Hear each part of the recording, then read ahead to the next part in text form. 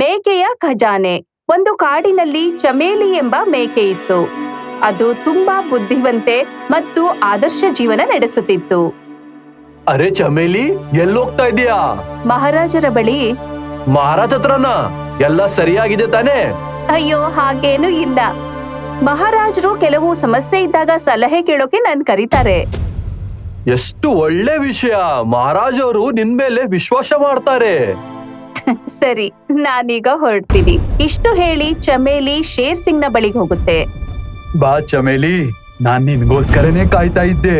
ಹೇಳಿ ಮಹಾರಾಜ್ರೆ, ನಾನ್ ನಿಮ್ಗೆ ಏನ್ ಸೇವೆ ಮಾಡ್ಬೇಕು? ಚಮೇಲಿ, ನಿನ್ಗೆ ಗೊತ್ತು, ಕೆಲವು ವರ್ಷಗಳಿಂದ ನಮ್ ಕಾಡಲ್ಲಿ ಮಳೆನೇ ಆಗ್ತಾ ಇಲ್ಲ ಅಂತ. ಸರಿ ಮಹಾರಾಜ್ರೆ. ಒಂದ್ ವೇಳೆ ಈ ವರ್ಷನೂ ಮಳೆ ಕಡಿಮೆ ಆದ್ರೆ ನಮ್ ಕಾಡಲ್ಲಿ ಎಲ್ರೂ ಹಸಿವಿನಿಂದ ಸಾಯ್ಬೇಕಾಗುತ್ತೆ.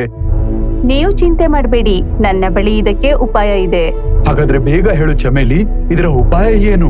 ನೀವು ಎಲ್ಲಾ ಪ್ರಾಣಿಗಳಿಗೆ ಆದೇಶ ನೀಡಿ ಸ್ವಲ್ಪ ಕಮ್ಮಿ ಊಟ ಮಾಡ್ಲಿ, ಹೆಚ್ಚೆಚ್ಚು ಉಳಿತಾಯ ಮಾಡ್ಲಿ. ಒಂದ್ ವೇಳೆ ಭೂಮಿ ಎಲ್ಲ ಒಣಗ್ಬಿಟ್ರೆ ಈ ಕಾಡಿನಲ್ಲಿ ಎಲ್ಲರಿಗೂ ತುಂಬಾ ತೊಂದರೆ ಆಗತ್ತೆ. ಶಬ್ಬಾಸ್ ಚಮೇಲಿ, ಎಂದಿನಂತೆ ನಿನ್ ಉಪಾಯ ಇವಾಗ್ಲೂ ಚೆನ್ನಾಗಿದೆ. ನಾನ್ ಇವತ್ತೇ ಎಲ್ರಿಗೂ ಆದೇಶ ಕೊಡ್ತೀನಿ. ಸರಿ ಮಹಾರಾಜ್ರೆ, ನಾನೀಗ ಸ್ವಲ್ಪ ದಿನಕ್ಕೋಸ್ಕರ ಅಜ್ಜಿ ಮನೆಗೆ ಹೋಗ್ತೀನಿ. ಸ್ವಲ್ಪ ದಿನದ ನಂತರ ಬರ್ತೀನಿ. ಶೇರ್ ಸಿಂಗ್ ಜೊತೆ ಮಾತಾಡಿ ತನ್ನ ಅಜ್ಜಿ ಮನೆ ಕಡೆಗೆ ಹೊರಡುತ್ತೆ. ಹೋಗುವಾಗ ದಾರಿಯಲ್ಲಿ ಅದಕ್ಕೆ ಚಿರತೆ ಮತ್ತು ಬಾಲು ಸಿಗ್ತಾರೆ. ಎಲ್ಲೋಗ್ತಾ ಇದೀಯಾ ಮಹಾರಾಜ ಚಮಚಿ? ಏನಂದೆ? ನಾನೆಲ್ಲಾದ್ರೂ ಹೋಗ್ತೀನಿ, ನನ್ನ ಇಷ್ಟ. ಅಯ್ಯೋ, ಶೇರ್ ಸಿಂಗ್ ನಿಂಗ್ ಅಷ್ಟ್ ಇಷ್ಟ ಆಗಿದ್ರೆ ಹಾಗಾದ್ರೆ ಅವನ ಮದ್ವೆ ಯಾಕಾಗಲ್ಲ ನೀನು? ನಾಲ್ಗೆ ಬಿಗಿ ಹಿಡಿದು ಮಾತಾಡಿ. ನಾನೇನಾದ್ರೂ ಮಹಾರಾಜರಿಗೆ ಹೇಳಿದ್ರೆ ಅವ್ರು ನಿನ್ಗೆ ಶಿಕ್ಷೆ ಕೊಡ್ತಾರೆ. ನಿನ್ಗಂತೂ ಬೇಜಾರಾಯ್ತು ಚಮೇಲಿ. ನಾನು ಹೇಳೋ ಅರ್ಥ, ಕಾಡಲ್ಲಿ ಇನ್ನೂ ಶಕ್ತಿಯುತ ಪ್ರಾಣಿಗಳಿದಾವೆ. ಆದ್ರೂ ಶೇರ್ ಸಿಂಗ್ ನಿನ್ನ ಉಪಾಯ ಕೇಳ್ತಾರೆ ಯಾವಾಗ್ಲೂ. ಅದಕ್ಕೆ ನೀನು ಯಾವಾಗ್ಲೂ ಅವನ್ ಜೊತೆ ಇರ್ಬೇಕು. ನಾನ್ ಯಾವಾಗ್ಲೂ ಅವ್ರ ಜೊತೆನೆ ಇರ್ತೀನಿ. ಶಕ್ತಿ ಬಗ್ಗೆ ಮಾತಾಡೋದಾದ್ರೆ ಬರೀ ಶಕ್ತಿ ಇದ್ರೆ ಆಗೋದಿಲ್ಲ, ಬುದ್ಧಿನೂ ಬೇಕು. ಹಾಗಾದ್ರೆ ನಾವು ಬುದ್ಧಿವಂತರಲ್ವಾ? ಏನು ಶೇರ್ ಸಿಂಗ್ ನಮ್ಮ ಸಲಹೆ ತೋಳಲ್ವಾ? ಶೇರ್ ಸಿಂಗ್ ಏನಾದ್ರೂ ನಿನ್ ಸಲಹೆ ಕೇಳಿದ್ರೆ ಇಷ್ಟೊತ್ತಿಗೆ ಅರ್ಧ ಕಾಡು ಇರ್ತಾನೆ ಇರ್ಲಿಲ್ಲ. ಇಷ್ಟು ಹೇಳಿ ಚಮೇಲಿ ಅಲ್ಲಿಂದ ಹೊರಟೋಗುತ್ತೆ. ಬಾಲು ಅಣ್ಣ, ಚೀಟಿ ಹುಷಾರಾಗ್ತದಾಳೆ. ಇವಳಿಗೇನಾದ್ರೂ ಮಾಡ್ಬೇಕು. ಹಾ, ಇವ್ರು ಶೇರ್ ಸಿಂಗ್ ನ ದೋಸ್ತು. ನಾವೇನ್ ಮಾಡಕ್ಕಾಗುತ್ತೆ? ಇವಳಿ ನಮ್ಮನ್ನ ಬುದ್ಧು ಅಂದ್ಲು. ಇವಳಿಗೆ ನಮ್ಮ ಬುದ್ಧಿವಂತಿಕೆ ತೋರಿಸ್ಲೇಬೇಕು. ಒಂದ್ ಕೆಲ್ಸ ಮಾಡೋಣ, ನಾವು ಶೇರ್ ಸಿಂಗ್ ಕಿವಿಗೆ ಇವನ್ ಬಗ್ಗೆ ಚಾಡಿ ಹೇಳೋಣ. ಆಮೇಲೆ ನೋಡೋಣ ಏನಾಗುತ್ತೆ ಅಂತ. ಆಗದೇನಿದೆ, ಶೇರ್ ಸಿಂಗು ಇವಳನ್ನ ಕುತ್ತಿಗೆ ಕೈ ಹಾಕಿ ಅರಣ್ಯದಿಂದ ಹೊರಡೆ ಹಾಕ್ತಾನೆ. ಮರುದಿನ ಚಿರತೆ ಮತ್ತು ಬಾಲು ಶೇರ್ ಸಿಂಗ್ ನ ಬಳಿಗೆ ಬರ್ತಾರೆ. ಅರೆ, ನೀವಿಬ್ರು ಸಡನ್ ಆಗಿಲ್ಲಿ? ಎಲ್ಲ ಸರಿಯಾಗಿದೆ ತಾನೆ? ಮಹಾರಾಜರೇ, ನಾವು ನಿಮಗೆ ಎಚ್ಚರಿಕೆ ಕೊಡಕ್ ಬಂದಿದೀವಿ. ಸಚೆ, ಯಾರೊಂದಿಗೆ? ಚಮೇಲಿ ಜೊತೆ. ಚಮೇಲಿ ಜೊತೆ? ಅವಳಿಂದ ನನ್ಗೇನ್ ಸಂಕಟ ಆಗುತ್ತೆ? ಅವಳಂತೂ ನನ್ನ ಫ್ರೆಂಡು. ದೊಡ್ಡ ಬಾಯಿ ಚಿಕ್ಕ ಮಾತು. ನಮಗೆ ಚಮೇಲಿ ಮೇಲೆ ಅನುಮಾನ ಇದೆ. ಅನುಮಾನ? ಎಂತ ಅನುಮಾನ? ಇದೇ ಏನಪ್ಪಾ ಅಂದ್ರೆ, ಬೇರೆಯವರ ಅರಣ್ಯದ ರಾಜ ಜೊತೆಗೆ ಸೇರ್ಕೊಂಡು ನಿಮ್ ಜೊತೆ ಚತುರಂಗ ಆಡ್ತಿದ್ದಾಳೆ. ಇಲ್ಲ, ಇದು ಅಸಾಧ್ಯ. ಮಹಾರಾಜ್ರೆ, ನಾವಂತೂ ನಿಮ್ ಒಳ್ಳೇದೇ ಬಯಸೋದು. ನಿಮ್ಗೆ ಹೇಳೋದು ನಮ್ ಕರ್ತವ್ಯ ಆಗಿತ್ತು. ಈಗ ನೀವ್ ಒಪ್ತಿರೋ ಇಲ್ವೋ ಅದನ್ನ ನಿಮಗ್ ಬಿಟ್ಟಿದ್ದು. ಈಗ ನೀವೇ ಯೋಚನೆ ಮಾಡಿ. ಚಮೇಲಿಯ ವಿರುದ್ಧನೇ ಮಾತಾಡೋದ್ರಿಂದ ಈ ಶೇರ್ ಸಿಂಗ್ಗೆ ಕೋಪ ಬರುತ್ತೆ. ನೋಡಿ, ನನ್ ಫ್ರೆಂಡ್ ಚಮೇಲಿ ವಿರುದ್ಧ ಒಂದು ಶಬ್ದನೂ ಕೇಳೋಕ್ ಇಷ್ಟ ಪಡಲ್ಲ ನಾನು. ಆದ್ರಿಂದ ಬಾಯಿ ಮುಚ್ಕೊಂಡು ಹೋಗಿ ಇಲ್ಲಿಂದ. ಶೇರ್ ಸಿಂಗ್ ಚಿರತೆ ಮತ್ತು ಬಾಲುವನ್ನು ಬೈದು ಅಲ್ಲಿಂದ ಕಳಿಸ್ತಾರೆ. ಅರೆ, ನಾವಂತೂ ಚಮೇಲಿಗೆ ಹೊರಡೆ ಹಾಕ್ಬೇಕಂತ ಇದ್ವಿ, ಆದ್ರೆ ಮಹಾರಾಜರು ನಮಗೆ ಹೊರಡೆ ಹಾಕ್ಬಿಟ್ರು. ಆದ್ರೆ ನಾವು ಸೋಲನ್ನು ಒಪ್ಕೋಬಾರ್ದು. ನಮ್ ಪ್ರಯತ್ನ ಪಡ್ತಾನೆ ಇರ್ಬೇಕು. ಒಂದಿನ ಚಮೇಲಿನ ಮಹಾರಾಜರ ದೃಷ್ಟಿಯಿಂದ ಖಂಡಿತ ಬೀಳ್ಸಿ ನಾವು ಗೆಲ್ತೀವಿ ನೋಡು. ಸ್ವಲ್ಪ ದಿನ ಮಳೆನೇ ಬರ್ಲಿಲ್ಲ. ಹಾಗಾಗಿ ಕಾಡೆಲ್ಲ ಒಣಗೋಗಿದೆ. ನದಿಗಳೆಲ್ಲ ಒಣಗೋಗಿದ್ದಾವೆ. ಈ ಪ್ರಾಣಿಗಳಿಗೆ ನೀರಿಲ್ದೇನೆ ಪರದಾಡ್ತಿದ್ದಾವೆ. ಇದನ್ ನೋಡಿ ಶೇರ್ ಸಿಂಗ್ ಈ ನರಿಯನ್ನ ಕರೆಯುತ್ತೆ. ಮಹಾರಾಜರಿಗೆ ಜಯವಾಗ್ಲಿ. ನರಿ, ನಮ್ ಕಾಡಿನ ಪರಿಸ್ಥಿತಿ ಏನಿದೆಯೋ ಅದು ಬೇರೆ ಕಾಡಲ್ಲೂ ಅದೇ ತರ ಇದೆಯಾ, ಸ್ವಲ್ಪ ನೋಡು. ಆಗಲಿ ಮಹಾರಾಜ್ರೆ. ಮಹಾರಾಜರ ಆದೇಶದಂತೆ ಈ ನರಿ ಕಾಡಿಗೆ ವಾಪಸ್ ಹೋಗುತ್ತೆ. ಅಲ್ಲಿ ಕಾಡಿನಲ್ಲಿ ಹೋಗಿ ಈ ದೃಶ್ಯವನ್ನು ನೋಡಿದ್ಮೇಲೆ ನರಿಗೆ ಆಶ್ಚರ್ಯವಾಗತ್ತೆ. ಈ ಕಾಡಂತೂ ತುಂಬಾ ಹಸಿರಾಗಿದೆ. ಇಲ್ಲಂತೂ ನದಿಗಳೆಲ್ಲ ತುಂಬಿವೆ ಮತ್ತೆ ಮರದಲ್ಲೆಲ್ಲ ಹಣ್ಣುಗಳು ಕೂಡ ಇವೆ. ನಾನು ಈಗ್ಲೇ ಹೋಗಿ ಒಂದ್ ಹಣ್ಣು ತಿಂತೀನಿ. ಇನ್ನೇನು ಈ ನರಿ ಹಣ್ಣು ಕೀಳೋದಕ್ಕೆ ಅಂತ ಹೋಗ್ತಿರ್ಬೇಕಾದ್ರೆ ಅಷ್ಟ್ರಲ್ಲಿ ಅಲ್ಲಿಗೆ ಈ ಕಾಡಿನ ರಕ್ಷಕ ತೋಳ ಬಂದ್ಬಿಡುತ್ತೆ. ಯಾರ್ ನೀನು? ಇಲ್ಲಿ ಯಾಕೆ ಬಂದಿದ್ಯಾ? ನನ್ನ ಹೆಸರು ಟೋನಿ. ನಾನು ಪಕ್ಕದ ಕಾಡಿನಿಂದ ಬಂದಿದ್ದೀನಿ. ಏನೇನು ಗುಪ್ತ ಸಂಕೇತ ಕೊಡ್ತೀಯಾ? ಇಲ್ಲಪ್ಪ, ನಾನಂತೂ ಕಷ್ಟದಲ್ಲಿದ್ದೀನಿ. ಅಲ್ಲಿ ಬರಗಾಲ ಬಂದಿದೆ, ಏನಾದ್ರೂ ತಿನ್ನೋಕ್ ಸಿಗುತ್ತಾ ಅಂತ ಇಲ್ಲಿಗೆ ಬಂದೆ. ಹೌದಾ? ನೀನು ಹಸುವಾಗಿದೆಯಾ? ಆದ್ರೆ ಇಲ್ಲಿ ನಿನಗೆ ಏನು ಉಚಿತವಾಗಿ ಸಿಗಲ್ಲ. ಅಂದ್ರೆ ನಮ್ಮ ಅರಣ್ಯದಲ್ಲಿ ಪ್ರತಿಯೊಂದಕ್ಕೂ ಬೆಲೆ ಕೊಡ್ಬೇಕಾಗತ್ತೆ, ಅದು ಕೂಡ GST ಜೊತೆಗೆ. GST? ಹಾ, ಇದು ಇಂಥ ಟ್ಯಾಕ್ಸು ಎಲ್ಲರಿಗೂ ಕಟ್ಲೇಬೇಕಾಗುತ್ತೆ. ನಮ್ಮ ಮಹಾರಾಜರು ಇಲ್ಲಿಗೆ ಅತಿಥಿಗಳಾಗಿ ಬಂದ್ರು ಕೂಡ ಅವರು GST ಕೊಡ್ಬೇಕಾ? ಇಲ್ಲಿ ಯಮರಾಜ್ ಕೂಡ ಆತ್ಮ ತೊಳಕ್ ಬಂದ್ರಪ್ಪ ಅಂದ್ರೆ ಅವರಿಗೂ ಕೂಡ GST ಕೊಡ್ಲೇಬೇಕಾಗುತ್ತೆ. ಇದನ್ ಕೇಳಿ ನರಿಗೆ ನಿರಾಶೆ ಆಗುತ್ತೆ. ಮತ್ತೆ ಏನು ತಿಂದೇನೆ ಅಲ್ಲಿಂದ ಕಾಡಿಗೆ ವಾಪಸ್ ಹೋಗುತ್ತೆ. ಹೇಳು, ಏನ್ ವಿಷಯ ತಂದಿದೀಯಾ ನರಿ? ಮಹಾರಾಜ್ರೆ, ಅಲ್ಲಿ ಭೂಮಿ ಒಣಗಿಲ್ಲ. ಅಂದ್ರೆ ಅಲ್ಲಿಯ ರಾಜರು ಎಲ್ಲದ್ರ ಮೇಲೆ GST ಹಾಕಿದ್ದಾರೆ. ಹಾಗಾಗಿ ಅವರ ಖಜಾನೆಯಲ್ಲಿ ಸಾಕಷ್ಟು ಹಣ ಇದೆ. ಅಯ್ಯೋ, ಬರಗಾಲದಲ್ಲಿ ಧಾನ್ಯ ಹೇಗ್ ತಿನ್ನೋಕ್ ಸಾಧ್ಯ?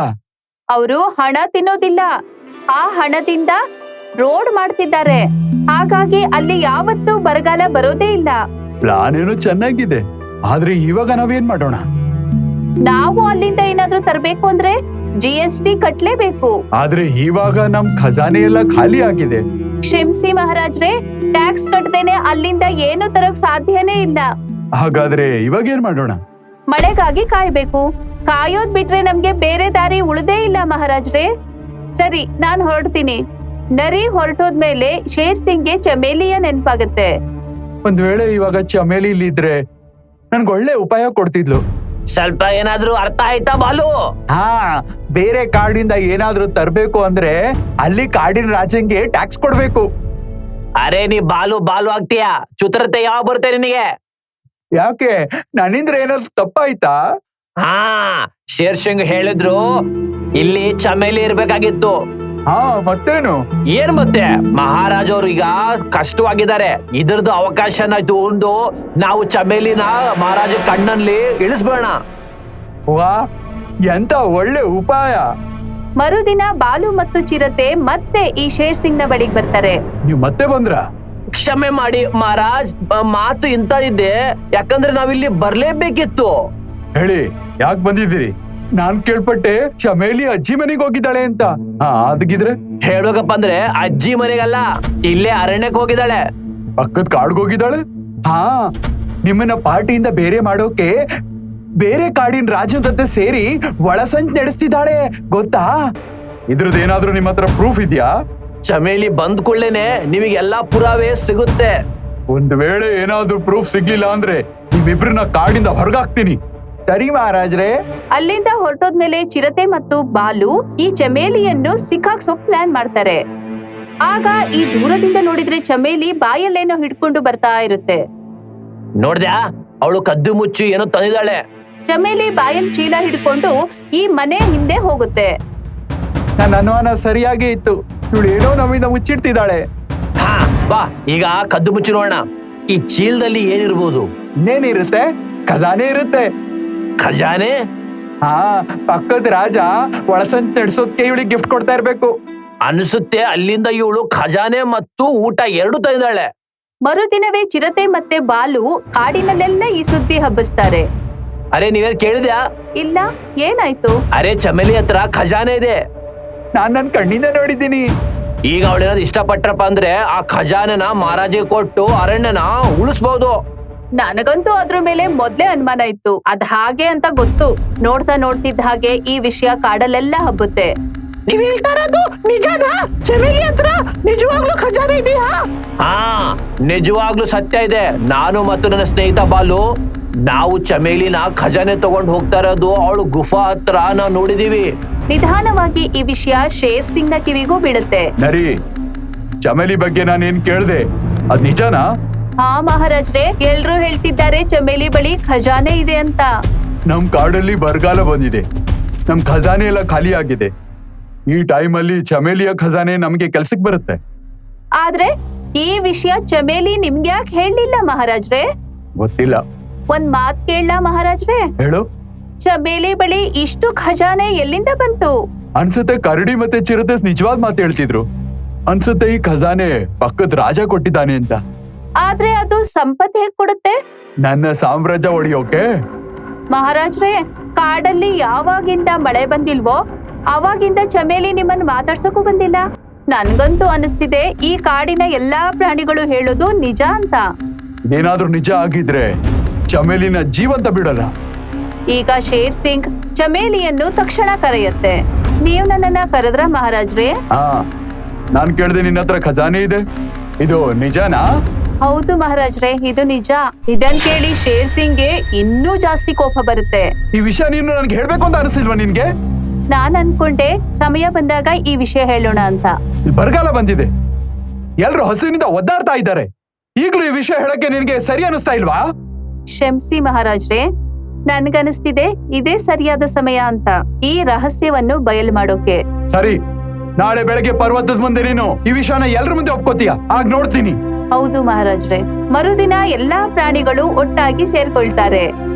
ಎಲ್ರ ಮುಂದೆ ಹೇಳು ಚಮೇಲಿ, ಆ ಖಜಾನೆ ಏನು ಅಂತ, ಅಂದಾಗೆ ಅದನ್ನ ಎಲ್ಲಿಂದ ತಂದಿದಿ ಅಂತ. ಶೇರ್ ಸಿಂಗ್ಗೆ ಈ ಚಮೇಲಿ ಮೇಲೆ ಕೋಪ ಬಂದಿದ್ ನೋಡಿ ಇವ್ರಿಬ್ರಿಗೂ ಖುಷಿ ಆಗತ್ತೆ. ಈಗಳು ಮಜಾ ಬರುತ್ತೆ. ಇವತ್ತು ಚಮೇಲಿನ ಕಾಡಿಂದ ಹೊರಗೆ ಹಾಕ್ತಾರೆ ನೋಡು. ಏನ್ ಯೋಚನೆ ಮಾಡ್ತಿದ್ಯಾ ಚಮೇಲಿ? ಹೇಳು, ಈ ಖಜಾನೆ ನಿನ್ನ ಹತ್ರ ಎಲ್ಲಿಂದ ಬಂತು? ಮಹಾರಾಜ್ರೆ, ನೀವು ಖಜಾನೆ ಬಗ್ಗೆ ಕೇಳ್ತಿದ್ದೀರಲ್ಲ, ಅದು ಚಿನ್ನ ಬೆಳ್ಳಿದಲ್ಲ. ಚಿನ್ನ ಬೆಳ್ಳಿ ಇಲ್ದಿದ್ರೆ ಏನಿದು? ಅದು ನಮ್ಮ ಗೆಳೆತನದ ಖಜಾನೆ ಮತ್ತೆ ಕಾಡಿನ ಮೇಲಿರುವ ನನ್ನ ಕಾಳಜಿ. ನನ್ಗೇನು ಅರ್ಥ ಆಗ್ತಾ ಇಲ್ಲ. ಚಮೇಲಿ ಗಂಟನ್ನು ಬಿಚ್ಚುತ್ತಾ ಹೇಳ್ತಾರೆ, ಮಹಾರಾಜ್ರೆ, ಈ ಚೀಲದಲ್ಲಿ ದವಸ ಧಾನ್ಯದ ಬೀಜಗಳಿವೆ. ಇವುಗಳನ್ನ ನಟ್ರೆ ಕಾಡಲ್ಲಿ ಒಳ್ಳೆ ಫಸಲು ಬರುತ್ತೆ. ಯಾವತ್ತೂ ಯಾವುದೇ ಪ್ರಾಣಿ ಹಸಿವಿನಿಂದ ಸಾಯೋದಿಲ್ಲ. ಇದನ್ ಕೇಳಿ ಎಲ್ಲರೂ ಭಾವುಕರಾಗ್ತಾರೆ. ಈ ಧಾನ್ಯಗಳು ನಮ್ಮ ಭವಿಷ್ಯ. ನಾವೆಲ್ಲರೂ ಸೇರ್ಕೊಂಡು ಇವುಗಳನ್ನ ನಟ್ರೆ ಬರಗಾಲನೂ ಹೋಗುತ್ತೆ, ಕಾಡು ಮತ್ತೆ ಹಸಿರಾಗುತ್ತೆ. ಇದನ್ ಕೇಳಿ ಈ ಚಿರತೆ ಮತ್ತು ಬಾಲು ಬಿಟ್ಟ ಹಾಗೆ ನೋಡ್ತಾರೆ. ನೋಡಿದ್ರಾ, ಇದಕ್ಕೆ ಹೇಳೋದು ನಿಜವಾದ ದೇಶ ಪ್ರೇಮಿ ಅಂತ. ನಮಗೆ ಕ್ಷಮಿಸಿ ಚಮೇಲಿ ತಂಗ್ಯವ. ನಮ್ಮನ್ನ ಕ್ಷಮಿಸು ಚಮೇಲಿ ತಂಗಿ. ಚಮೇಲಿ, ನೀನಂತೂ ನಿರೂಪಿಸ್ಬಿಟ್ಟೆ ಖಜಾನೆ ಚಿನ್ನ ಬೆಳ್ಳಿ ಅಲ್ಲ, ಪ್ರೀತಿ ವಿಶ್ವಾಸದಿಂದ ಇರೋದು ಅಂತ. ಆಗ ಇದ್ದಕ್ಕಿದ್ದಂತೆ ಮಳೆ ಬಂದ್ಬಿಡುತ್ತೆ. ನೋಡಿದ್ರಾ, ಎಲ್ಲಿ ಐಕ್ಯತೆ ಇರುತ್ತೆ ಅಲ್ಲಿ ದೇವರು ಕೂಡ ಜೊತೆ ನೀಡ್ತಾರೆ. ಮತ್ತೆ ಚಮೇಲಿ ತಂದಿದ್ದಂತಹ ದವಸ ಧಾನ್ಯಗಳನ್ನು ಎಲ್ರೂ ಸೇರಿ ನಡ್ತಾರೆ. ಇದೆಲ್ಲ ಆದ್ಮೇಲೆ ಈ ಕಾಡಲ್ಲಿ ಎಲ್ಲೇ ನೋಡಿದ್ರು ಹಸಿರೇ ಹಸಿರು. ಈಗ ಕಾಡಿನಲ್ಲಿ ಎಲ್ರೂ ಒಟ್ಟಾಗಿದ್ದಾರೆ. ನಿಮ್ಗೆ ನಮ್ಮ ವಿಡಿಯೋ ಇಷ್ಟ ಆಗಿದ್ರೆ ಕೂಡಲೇ ನಮ್ಮ ಚಾನೆಲ್ ಅನ್ನ ಸಬ್ಸ್ಕ್ರೈಬ್ ಮಾಡಿ. ಮತ್ತೆ ವಿಡಿಯೋನ ಲೈಕ್ ಮತ್ತೆ ಶೇರ್ ಮಾಡೋದನ್ನ ಮರಿಬೇಡಿ. ಧನ್ಯವಾದ.